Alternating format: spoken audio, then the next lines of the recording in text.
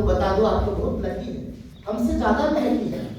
मैं 10वीं कक्षा में जब पढ़ता था तो पहली बार अपने गांव से शहर 9th क्लास में गया था रजिस्ट्रेशन का फोटो खिंचाने के लिए। माता पिताजी पढ़े नहीं, माता जी अंगूठा लगाती, घर पे पैसा 30 रुपया फी देने की शक्ति नहीं थी। स्कूल में एक व्यवस्था थी, टॉप करोगे फी माफ हो जाए। स्कूल ने बताया, माता जी के दिमाग में बैठ गया, घर पे वो कितना नंबर आया क्या नहीं पढ़ रहा कुछ नहीं पता उनको, एक लाइन बोलना, बढ़िया से पढ़ना है भोजपुरी में। झारखंड वाले को भोजपुरी तो आती होगी, बढ़िया से पढ़िए ना तो नाम कटा जाए। हाँ, एक लाइन मित्रों इतना पढ़ा दिया। उसके बाद science college Patna, Delhi university, Hindu college, जहां पढ़ा टॉप ही टॉप। क्या बात है। हो जाएगा। छात्रवृत्ति मिली मित्रों, 1 रुपया उसके बाद घर से नहीं लगता था। सारा इवेंट में यहाँ तक पढ़ा, साइंस कॉलेज के बाद आया तो एडमिशन नहीं मिला तो संस्कृत पढ़ा, लेकिन ऐसा बना था, ऐसी पात्रता थी, चाहे इंजीनियरिंग कराने जाऊं तो उसमें भी टॉप कर सकता था, संस्कृत करने जाऊं तो उसमें भी टॉप कर सकता था। ऐसा तो मैं चाहूंगा कि आप जो बनना चाहते हैं, और सिर्फ वही नहीं, उसके बाद हिंदू कॉलेज से मैं पढ़ता हूँ, एमए करके निकला, 1 महीने के बाद हिंदू कॉलेज। आप सब अगर जो यूपीएससी की तैयारी कर रहे होंगे सुने होंगे, वहां से भी बहुत देश के बड़े काफी सारे लोग, अभी अगर आप भारत सरकार के अधिकारियों को देखेंगे तो एक बहुत ऊंची श्रेणी को अच्छी संख्या में हिंदू कॉलेज के लोग हमारे मिलते हैं। मैं उधर टॉप किया, 1 महीने के बाद उस कॉलेज में मुझे पढ़ाने का मौका मिला, बुला के मुझे असिस्टेंट प्रोफेसर की नौकरी दी। क्या बात है। वो नौकरी एडहॉक थी। एडहॉक होता है 2 तरह की प्रक्रिया है, परमानेंट पूरी प्रक्रिया करके होती है, एडहॉक सारी वेतन इत्यादि मिलता है, लेकिन आवश्यकता पड़ने पर रख दिया जाता है, जब सीट नहीं तो हटा के दिया जाता है। 2 साल में पढ़ाते रहा, संस्कृत पढ़ाते, उसी को पढ़ाता था, लेकिन अलग तरीके से। मैं साइंस का विद्यार्थी रहा, उधर एडमिशन नहीं मिला तो संस्कृत ले दिया, और जब पढ़ाया तो अलग तरह से पढ़ाया, तो जो विदेशी बच्चे यहाँ संस्कृत पढ़ने आते तो उनको पढ़ाने का मुझे मौका मिलेगा। वही कुछ हमें अलग करना है, और ये अलग करने वाला कार्य कौन कर सकता है? ये युवा ही कर सकता है, क्योंकि आप में वो जोश है, आप में ऊर्जा है। उसके बाद में जब परमानेंट प्रक्रिया से नियुक्ति होती है, दिल्ली विश्वविद्यालय उस समय 90 साल का है, लगभग देश में 1200, आप जहां से आए हैं जैसे आईएसएम धनबाद है, वहां नाम सुने होंगे ना? Yes sir. आईआईटी मुंबई है महाराष्ट्र में, सिंदरी धनबाद, लगभग 1200 higher educational institute, IIT, NIT, central university, राज्य की मुंबई विश्वविद्यालय, पुणे विद्यापीठ, इस तरह के तमाम 1200 यूनिवर्सिटी चलते थे। 23 साल की आयु में असिस्टेंट रजिस्ट्रार ज्वाइन करने का मुझे सौभाग्य मिलता है। तो क्यों? वही मैंने संकल्प लिया और उसको प्राप्त करने की पूरी कोशिश किया, यंगेस्ट असिस्टेंट रजिस्ट्रार। क्या बात है।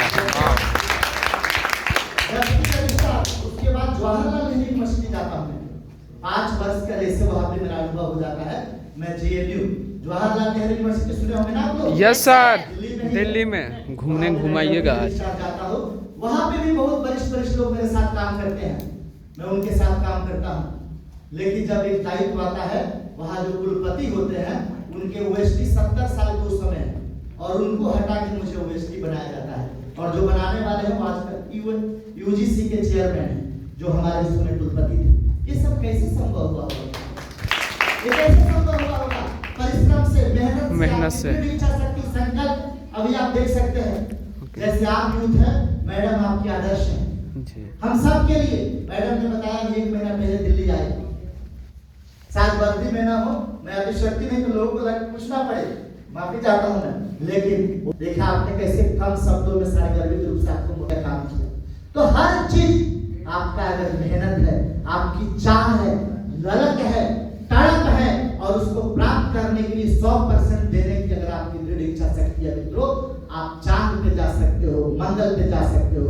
अभी आपने देखा ना अमेरिका की एक वैज्ञानिक गई हुई है, तो सब कुछ किया जा सकता है। मैं तो यहाँ कहता हूँ, क्योंकि यहाँ स्लम के भी बच्चे आते हैं, कि पढ़ाई ऐसी दवाई है। पढ़ाई का मतलब मेरा सेंस है मेहनत, क्योंकि अगर खेल करना है तो उसमें खेल के लिए प्रशिक्षण जो होता है वो पढ़ाई की एक प्रकार है, जो हर प्रकार की बीमारी को दूर कर सके। आपको खांसी, जुकाम, बुखार, सर्दी ये सब हुआ है, इसके लिए एक प्रकार की दवाई मिलेगी, ये एक प्रकार की बीमारी है। लेकिन हमें अपने मम्मी पापा को हवाई जहाज में चढ़ाना, हमें 5 मंजिला घर बनाना है, हमारे समाज में प्रतिष्ठा है, हमारे युवा हमें अपना आदर्श माने, हमें डिस्ट्रिक्ट का कलेक्टर बनना है, अपने राज्य का मिनिस्टर बनना है या देश का प्राइम मिनिस्टर बनना है। इस सब के लिए मेहनत, वही पढ़ाई एक ऐसी दवाई है जो सब कुछ दिला सकती है, किसी भी प्रकार की बीमारी को नष्ट कर सकती है। क्या बात है, उसके बाद हम सफर वो नहीं था। जेएनयू के बाद कोरोना आता है, सब लोग अपने गांव, कोरोना में मैं अपने गृह जिला जाता हूँ, वहाँ से है और उसमें मैं रजिस्ट्रार बनता हूँ महात्मा गांधी केंद्रीय विश्वविद्यालय चंबा। वाह, मैं भी गाँव जा रहा था उधर, क्या बात है, उधर से जब आता हूँ, क्या बात है। आप देखे होंगे ना फिल्मों में, बहुत सारे लोग अपना आदर्श भी मानते हैं, क्या गजब हीरो है, इन्होंने अच्छा काम किया। तो नेशनल स्कूल ऑफ ड्रामा, जहाँ से सारे हीरो हीरोइन की पढ़ाई होती है, हमू पढ़बो अच्छा मैं चाहूँगा रमन भी आपको वहाँ भी जाना चाहिए, वहाँ पे मैं रजिस्ट्रार बनता और उसके बाद अगर मैं गांधी ये सब इसलिए नहीं बताया मित्रों कि आप जानो मेरे बारे में, मैं अपनी पढ़ाई करेगा, इसलिए बताया कि आप महाराष्ट्र के 5 जिला से आए हो, झारखंड के 5 जिला से। जब हम भी विद्यार्थी थे, छोटे आयु के थे, तो ऐसा लगता था इधर वाले जो बैठते हैं ना, ये कोई बड़े विशेष श्रेणी के लोग, शायद वो हवाई जहाज से आते हैं, शायद उनकी जो परवरिश है कुछ अलग, उनको बड़ा शीशे घर में रखा जाता होगा, कुछ भोजन भी विशेष यूट्यूब में डालेंगे सर आपका वीडियो, मैं इसे मानता हूं। लेकिन महेश बोलते समय हम लेते तो अच्छा हो अगर हम मेहनत कर रहे हैं, जो काम मुझे मिला गया उसको हम पूरे शिद्दत के साथ कर रहे हैं, तो हम भी कम से कम रजिस्टर कोई विशेष नहीं। तो मैं देखना चाहता हूँ 10, 15 साल, 20 साल के बाद 2047 में इधर कार्यक्रम हो, 47 में हम लोग रहेंगे। यस सर, तो कितने लोग हैं जो इधर बैठना चाहते हैं, जरा हाथ उठाइए। यस सर, मैं चाहूँगा सबके लिए ताली बजाइए। NSS live goes to. और आप सब कहीं ना कहीं मुझे लगता है इसमें बहुत सारे लोग होंगे जो अध्ययनशील हैं, पढ़ाई कर रहे होंगे, कुछ बनना चाहते होंगे, तो जो हम ज्ञान प्राप्त करना चाहते हैं, तो ज्ञान प्राप्त करने की प्रक्रिया है। कोई भी टीचर आपको 100% ज्ञान नहीं देता, वो 1/4 मात्र 25% पढ़ाई आपको आपके इंस्टीट्यूट, स्कूल, कॉलेज और विश्वविद्यालय में, जो 75% जो नॉलेज है ना मित्रों, उसको 3 भाग में बांटो। 25% नॉलेज आपको मिलता है आपके एनवायरनमेंट से, वातावरण से। 25% जो मिलता है आपके मित्र जन से, जिनके साथ आप उठते बैठते हैं, और 25% मिला हो तो हम कितना उसको ग्रास कर रहे हैं, कैसे विश्लेषण कर रहे हैं, और 25% जो है गुरुजी बताते हैं। ऐसे मिलके पूरा 100% बनता है। तो जो आप जहाँ पे भी पढ़ाई कर रहे होंगे वहाँ मात्र 25% पढ़ाया जा रहा होगा, लेकिन जो ये नेहरू युवा केंद्र करा रहा है ये 75% करा रहा है।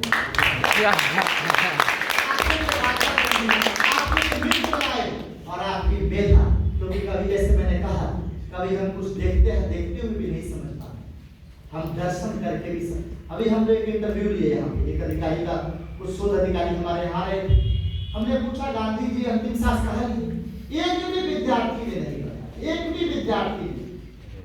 जबकि आप सबको पता है ना गांधी जी को क्या हुआ था, गोली लगी थी। जी सर, सारे पीजी किए हुए विद्यार्थी हैं। तो आप सब बहुत उस मायने में सौभाग्यशाली है जहाँ आप आए हैं, ये गांधी दर्शन है, और हमारा दूसरा दर्शन गांधी स्मृति है, वही गांधी जी अंतिम सांस लिए। मैं निवेदन करना चाहूँगा कि आप सबको गांधी की स्मृति भी घुमाया जाए, और हो सके तो संयोग से 30 जनवरी शहादत दिवस है, उसी दिन 5:17 के साल में गांधी जी अंतिम सांस लेते हैं। प्रार्थना सभा आयोजित होती है, इस बार संयोग से प्रधानमंत्री जी भी आ रहे हैं। 30 जनवरी शहीद दिवस मनाया जाता है, उसके तो ही दिन और इसमें आप लोग चाहते हैं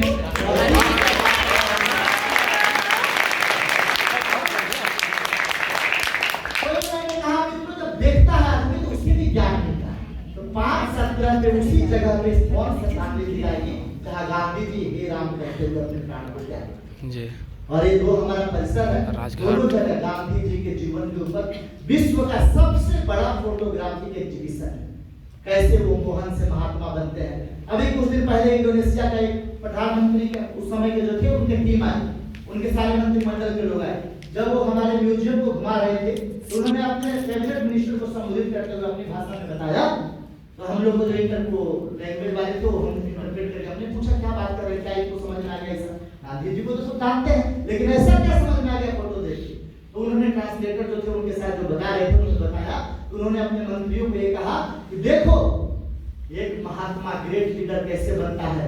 गांधी जी उस समय मिडिल क्लास नहीं, अपर मिडिल क्लास से संबंध रखते थे।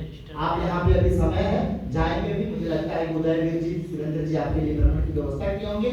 उनका जब जन्म हुआ है, दीवार उनके पिताजी का घर जो है महल जैसा है, वहां से उनकी यात्रा शुरू हुई है और समाप्त कहाँ होती है, तो वही बिरला हाउस के पीछे एक तंबोला में। उन्होंने बिरला जी के घर में बिरला जी के निवेदन रहना शुरू किया, लेकिन वो पीछे का उसमें रहा, उससे पहले आश्रम में। तो वो बताते हैं प्रधानमंत्री कि एक ग्रेट लीडर बनने के लिए महल से जर्नी शुरू करनी पड़ती है, आश्रम से खत्म करनी पड़ती है। लेकिन आज का युग क्या सोचता है कि हम झोपड़ी से शुरू करेंगे, महल तक जाएंगे। जितना बड़ा मकान, जितनी बड़ी गाड़ी, मतलब जितना ज्यादा टीम और जितना ज्यादा ईट, उसको अपना आदर्श मान। विवेकानंद जी के पास बहुत बड़ा मकान नहीं, बहुत बड़ा। हमारे घर अभी खपरा के घर है सर।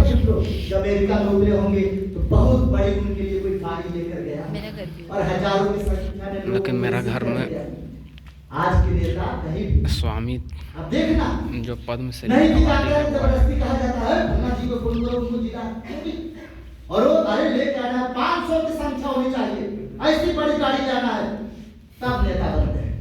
गांधी जी चंपारण जाते हैं, 5 ही लोग उनके साथ।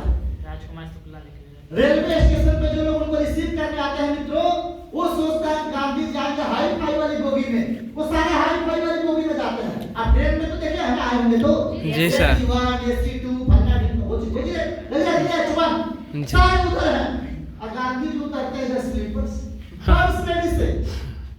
फिर जो 500 लोगों को लगता है उधर तो नहीं उड़ रहे, क्योंकि गांधी जी थोड़ा उस समय अमेरिका वो आए थे अफ्रीका से, थोड़ा कोट उठ, हाँ। उसके बाद जब वहां जाते हैं, देखते हैं, उतर निकलते हैं स्टेशन से, लोग बताते हैं, मैं लाल सिंह आर्या जी को बताना चाहता हूं, चंपारण से ही मैं आता हूं। अच्छा, लोग वहां बताते हैं कि इतनी भीड़ दिख रही थी, सारे मुंडी ही दिख रहे थे, जितना दूर तक दृष्टिगमन हो रहा, किलोमीटर तक पब्लिक, कोई सोशल मीडिया व्हाट्सएप कुछ ऐसा ग्रुप नहीं था। इतने लोग गांधी को देखने आए, उनकी सद्ग्रहता बनी, एक्सेप्टेंस बना, होलिस्टिक लीडरशिप था। क्यों था बताइए, क्यों था? आज के नेता के पास जाइए, फट से सारी गलत फोन मारेगा, और जरा यहाँ है देख लेना। गांधी जी भी फोन मार सकते थे, गांधी जी कहते हैं नहीं, ग्राउंड पे जाऊंगा, ग्राउंड पे जाऊंगा। उसके बाद हम लोग अधिकारी देखते हैं, अरे भीड़ हो गई, इसको गिरफ्तार करो भाई, ये बात धंधा करवा देगा। ऑर्डर जारी किया जाता है। गांधी वो नहीं कहता कि मेरे कारण से आज तक कुछ हो जाता, अरे ऐसा नहीं, मैंने नहीं किया। गांधी जी कहते हैं हाँ मैं आया हूँ, मेरे कारण भीड़ हुई है, चलाओ मुकदमा, मैं लड़ूंगा, और खुद अपना केस लड़ते हैं। ये सब और वो एक्सेप्टेंस की बहुत बड़ी कहानी है। एक छोटी बात मैं रखना चाहता हूँ, जो कपड़ा चाटते हैं, जब वहां उनको, क्योंकि वहां हिंदी लोग नहीं बोलते, अभी भी आप झारखंड में देखना बहुत सारे अपने आदिवासी ऐसे क्षेत्र हैं कि वहां की भाषा बोली जाती है। तो जब हम लोग जैसे लोग जाए तो शायद वह विलायती भी समझ लेंगे, क्योंकि उनकी भाषा में हम बात नहीं कर पाते। इसीलिए भी ये कार्यक्रम है कि हम आदान प्रदान, हम उनकी भाषा को समझेंगे, अपनी भाषा को समझाएंगे, बताएंगे भाव को, मर्म को। आधा घंटा है बुढ़िया बोल, पश्चिम हिमालय से लेकर अभी मैंने बताया वो सब एक तो है, लेकिन क्या वहाँ दर्शन कर पाए, क्या वहाँ गए, क्या ऑब्जर्व कर पाए, क्या? अब एक छोटा सा मैं वृत्तांत रखना चाहता हूँ। एक मराठी व्यक्ति झारखंड चला गया, झारखंड बिहार पहले की था ना, यस, गया, उनके साथ एक सहयोगी थे, वहाँ जिनके साथ रह रहे थे वो सहयोग में बिहार के थे। तो वो 2-4-5 दिन बड़े सामान्य व्यक्ति थे, एक ही कुर्ता धारण करते थे, जब 2-3 दिन तक रहता था फिर त्याग करके दूसरा धारण करते थे। तो 2-3 दिन हुआ, किसी कार्यक्रम में रहा था, उनके सहयोगी ने कहा वो आपका पैजामा खींच लूं क्या? अब वो मराठी व्यक्ति को शायद आप लोग जानते होंगे, खींचना को क्या बोलते हैं आपके यहाँ? काचना, हमारे काचना, उस समय उनके यहाँ खींचना को बोलते हैं, खींचना। वो कह रहे थे, उनको समझ में आ रहा था, खींच दूं क्या पैजामा, खींच दूं क्या? तो मित्रों, इसीलिए भी ये कार्यक्रम जरूरी है कि वहाँ का स्थानीय कुछ शब्द, कुछ भाषा, सड़िया खींच दिया, कुछ संवेदना क्या हमसे कितना जुड़ पाए? और कुछ इस तो हम नाते भी एक हमका कार्यक्रम खींच किया देले जाता लोग है। से सीधा हमार पॉइंट तो जब गांधी जी देखते हैं तो वहां कोई हिंदी नहीं बोल पा रहा है, लोग पढ़े लिखे नहीं है, 4-4 दिन 10-10 दिन स्नान नहीं करते। थोड़ा गांधी जी आए तो खाना पीना का ठीक ठाक व्यवस्था थी, उधर जाते हैं तो माड़ भात दाल चोखा मिर्च बना के दिया जाता है। वो देख रहे हैं कि अरे यहाँ जीवन व्यवस्था कैसा है, बड़े लोग पिछड़े हैं बहुत। जब समस्या सुनते हैं उस समय बताया जाता है कि ग्राउंड पे इतना उतरे, लगभग 10,000 लोगों से मिले। सिर्फ कहे नहीं ग्राउंड पे आऊंगा, ग्राउंड पे जाते हैं और 10,000 लोगों से रिपोर्ट लेते हैं, बुला बुला बात करते हैं, जाते हैं, समझते हैं। आज होता है क्या? जज साथ बैठे हैं, नहीं माफ करेंगे, न्यायपाल मैं कटाक्ष नहीं करना चाहता, लेकिन आप देखिए अरे कागज पर गया, अच्छा जी पूरा कितनी पीढ़ी खप जाती है, निर्णय भी नहीं हो पाता, न्याय भी नहीं मिल पाता। लेकिन गांधी जी की जो फिलॉसफी है मध्यस्थता, और मध्यस्थता का पहला चरण ग्राउंड पे जाए, दोनों पक्षों को सुने बिना भेदभाव के, समता मूलक। उनको भी गरीब है तो भी अपने बराबर बैठाएंगे, अंग्रेज है तो भी बराबर बैठाएंगे, तब जाकर वो कोई समाधान करेंगे। तो फिर उनको लगता है कि नहीं हमें कुछ करना चाहिए। और आप सबको जानकारी होगी, आश्चर्य होगा जानकर भी कि गांधी जाते हैं वहां और फिर 3 साल वहीं रह जाते हैं, बीच बीच में आते हैं, लेकिन 3 साल और उन्होंने वहां बुनियादी विद्यालय शुरू करते हैं, वहां के जीवन स्तर ऊंचा करने की। उनकी पत्नी कस्तूरबा गांधी नहीं पढ़ी लिखी है, अनपढ़ है, आप सब जानते हैं कि इस बात को, वो अनपढ़ है। और गांधी जी कहते हैं हम स्कूल खोलेंगे, एक में तुम पढ़ाओ, अपने बेटा को बोलते हैं, और लोग उनके साथ जो प्रबुद्ध है। उनकी पत्नी कहती है मैं तो पढ़ी लिखी नहीं हूं तो मैं क्या पढ़ाऊंगी। वो कहते हैं नहीं, किताबी बात नहीं पढ़ाना है, किताबी बात नहीं पढ़ाना है, आपको हमें ये पढ़ाना है, आपको जाकर ये पढ़ाना है रहन सहन कैसे रहना है, ठीक से कपड़े पहनने हैं, साफ कपड़े पहनने हैं, स्नान करने हैं। अभी आप स्वच्छता देख रहे हैं ना जी, जो मोदी जी का सपना, जो मोदी जी गांधी जी के सपना को साकार करना चाहते, गांधी जी चाहते थे पूरा भारत स्वच्छ रहे। वो जहाँ रहते थे खुद ही शौचालय अपना साफ करते थे, किसी और को नहीं कहते। उसी चीज को आज देश के प्रधानमंत्री जी आगे बढ़ा, तो अपनी पत्नी को बोलते हैं कि आप पढ़ाओगे नहीं, लेकिन जाकर जीवन की पढ़ाई कराओ, रहन सहन की बात बताओ, साफ सफाई रखने की बात करो। वो एक घर में जाती है, एक महिला से कहती है अरे आप नहा सकती हो, आप कपड़ा कितना गंदा है, आप पहन बदलो, ठीक करो। उस महिला जानते हो क्या उत्तर देती है? महिला उत्तर देती है कि जिस दिन कपड़ा मैं धोऊंगी उस दिन मुझे घर से बाहर नहीं निकलना, क्योंकि मेरे पास एक ही कपड़ा है। तब ये जब गांधी जी जानते हैं फिर कपड़ों का और उसके बाद भी सारी चीजों को करते हुए, देखते हुए, समझते हुए वो रुकते नहीं हैं। और तब गांधी राष्ट्रपिता बनते हैं, विश्व के महान नेता बनते हैं। तो कभी हो सकता है कि हम भी कुछ अच्छा कर रहे हैं, मैं पहले भी 1-2 छोटी-छोटी स्टोरी बताते रहता हूँ कि जब अच्छा काम आप करने जाओगे तो समाज में कुछ लोग आपको टोका टोकी करेंगे, हंसेगा।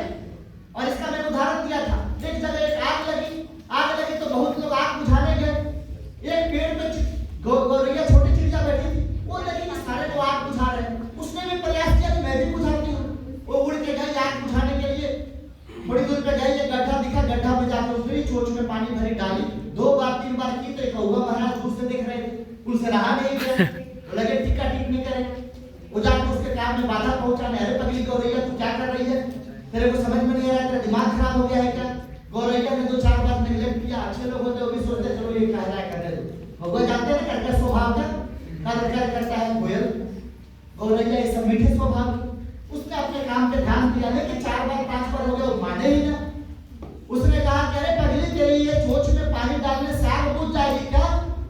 गौरैया ने बड़े संयमित होकर उत्तर दिया, देखो कौवा भैया, तुम मेरे को ये रोको मत, टोका टोकी मत करो, यहाँ देख रहे हो ना कितना अनर्थ हो गया है, आग लगी हुई है, देखो कैसे लोग, कोई बुढ़ा है दूर खड़ा है, वहां से वो फूंक मार रहा है, शुद्ध भावना है, वो भी चाहता है आग बुझाना, तो मुझे ऐसा दिखा तो मैं पानी चोंच में भर के डाल गई हूँ। और मैं ये बताना चाहती हूँ तुमको कि मुझे ये नहीं पता है कि मेरे इस चोंच में पानी डालने से इस बिल्डिंग की आग बुझेगी कि नहीं बुझेगी, लेकिन एक चीज मैं जरूर तुम्हें बताना चाहती हूँ कि जब इस बिल्डिंग की आग बुझाने की कहानी लिखी जाएगी तो इसमें यह भी लिखा जाएगा कि मेरा भी योगदान इसी तरह। यस, तो आप लोग हम लोग को वैसे ही 2047 का जब विकसित भारत की कहानी कहानी लिखी जाएगी मित्रों, तो मैं चाहूंगा कि आपका योगदान लिखा जाए, हमें कुछ ऐसा करना है। बहुत सारी बातें हैं, मैं जब आप सब ऐसे यूथ से मैं मिलता हूँ, मैडम को किसी कारणवश जाना पड़ रहा है, पुनः आपका हार्दिक अभिनंदन मैडम। खड़ा होकर। और मैं चाहूंगा जैसा आपने यहाँ पे और जब भी किया मैडम ने महत्ता, स्वच्छता, हरियाली, गांधी जी से जुड़े हुए होने के नाते आप सबको दर्शन करने के लिए, तो मैं चाहूंगा कि आप सब जरूर अच्छे से भ्रमण करेंगे। लास्ट में बस एक और चीज कहते हुए मैं अपनी बात को समाप्त करना चाहूंगा। ऐसे मैं बताना चाहता हूँ कि मैं जब ऐसे और आप सबका पोस्टर देख पा रहा हूँ, कृपया ध्यान देंगे, क्योंकि नेहरू युवा केंद्र के बहुत कार्यक्रम होते हैं, लेकिन इस बार जो आप सब एक जो बड़े ऊर्जावान और बहुत एक संयमित, अनुशासित, और जो मैंने देखा आप लोग का बौद्धिक क्षमता देखकर मैं बहुत गदगद हुआ, काफी मुझे अच्छा लगा। मैं हर बार सर कोशिश करता हूँ कि नई स्टोरी आ जाए। एक और कहानी में छोटी सी आप लोग सुनना